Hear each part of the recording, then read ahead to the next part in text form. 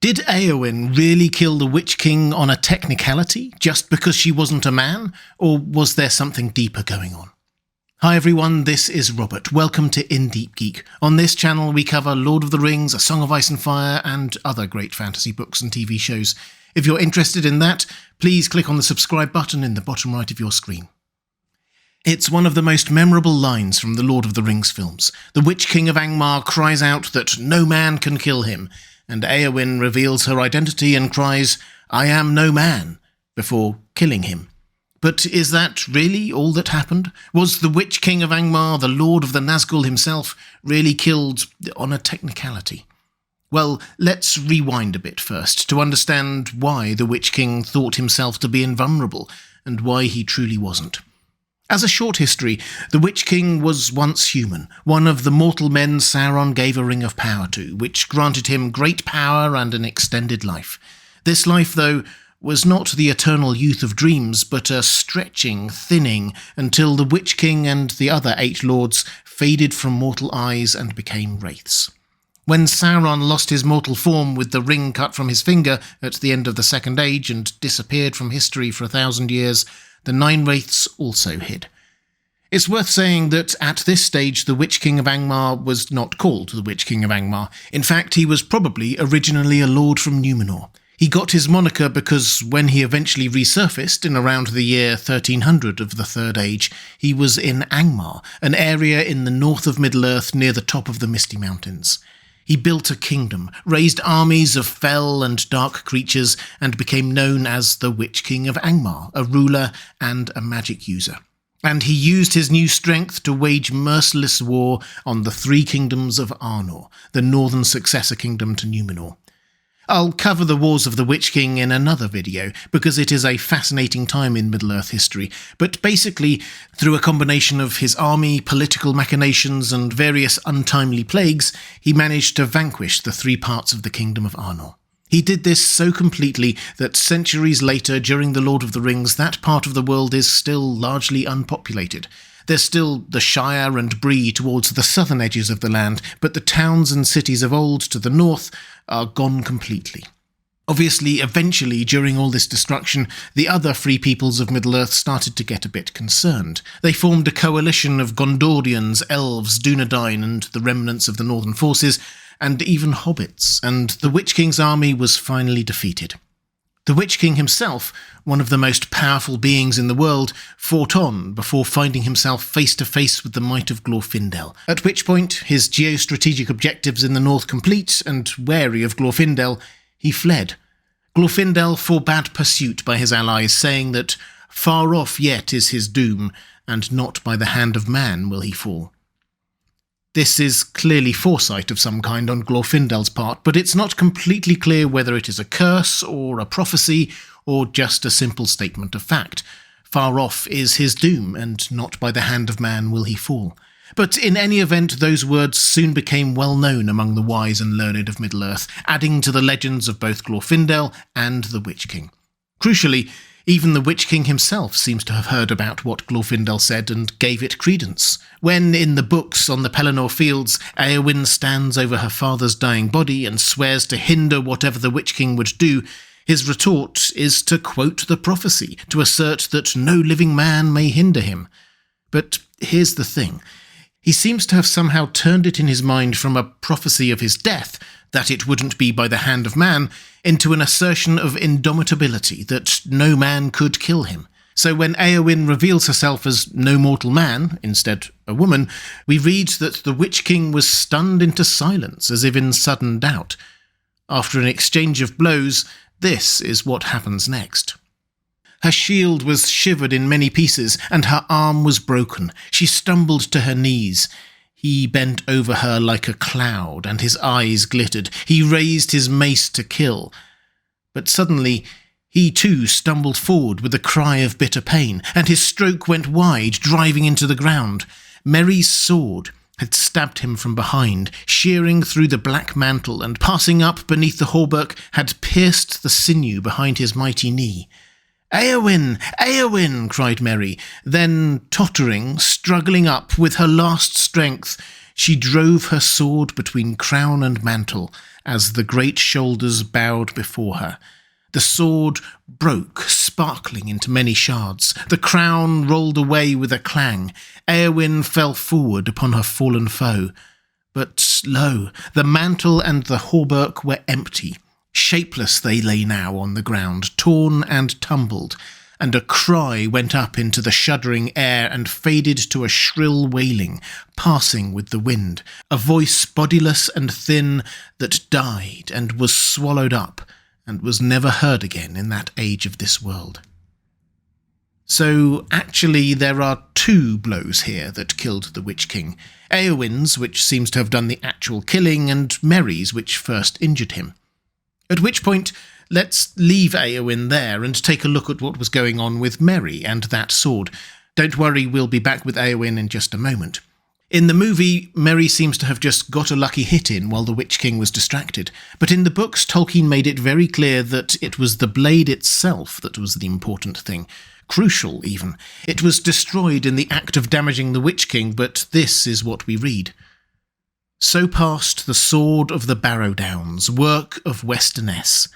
But glad would he have been to know its fate, who wrought it slowly long ago in the North Kingdom, when the Dunedain were young, and chief among their foes was the dread realm of Angmar and its sorcerer king.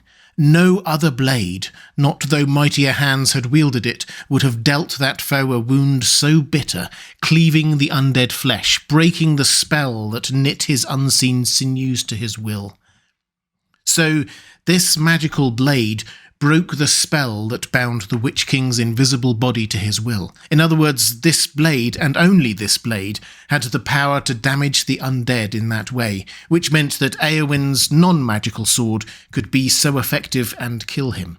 Which, by the way, explains why the film underplayed Merry's part and the sword's importance a little bit, and emphasised Eowyn's role, because they made an artistic choice earlier in the films to gloss over the origins of that blade and how it happened to be in Merry's possession. In the films, it was just one of the swords Aragorn gave the hobbits at Weathertop. It looks quite cool, but we're not told it's particularly magical in any way. In the books, it is very different. And as is so often the case with Tolkien, we have to delve back into the depths of history to understand exactly what is going on.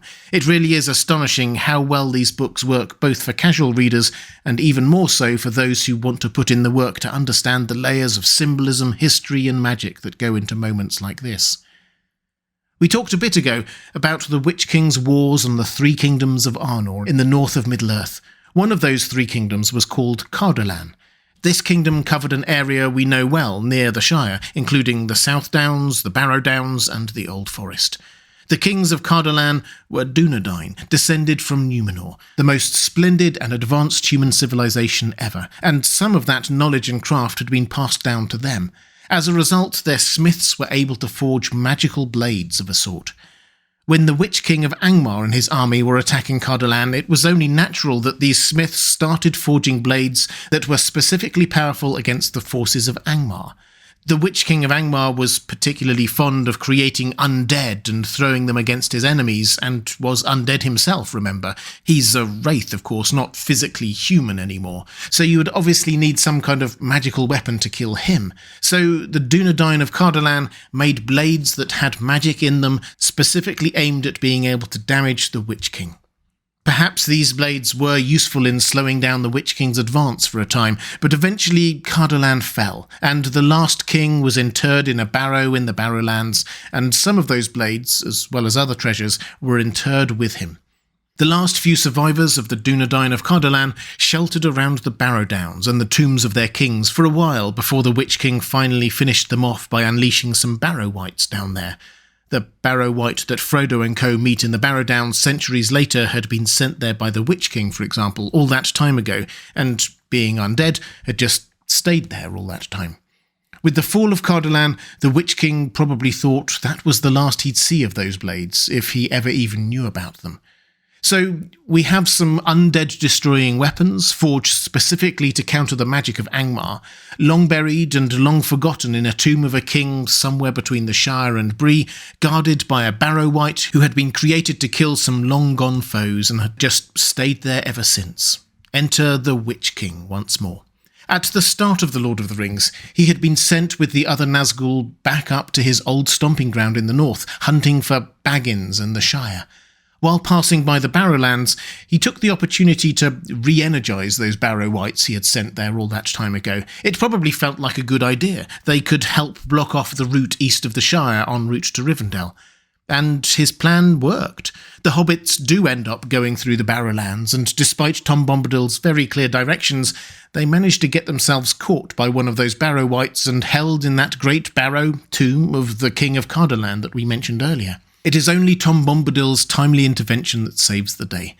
Tom then empties the barrow of all of its treasure to break the spell that bound the wight there, and he gives each of the hobbits one of the blades to carry with them, an ancient, undead-destroying dagger. This is what we read. For each of the hobbits, he chose a dagger, long, leaf-shaped and keen, of marvellous workmanship, damasked with serpent forms in red and gold.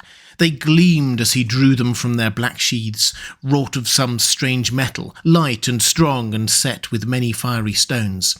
Whether by some virtue in these sheaths, or because of the spell that lay on the mound, the blades seemed untouched by time, unrusted, sharp and glittering in the sun. "Old knives are long enough as swords for hobbit people," he said. "Sharp blades are good to have, if Shire folk go walking, east, south, or far away into dark and danger."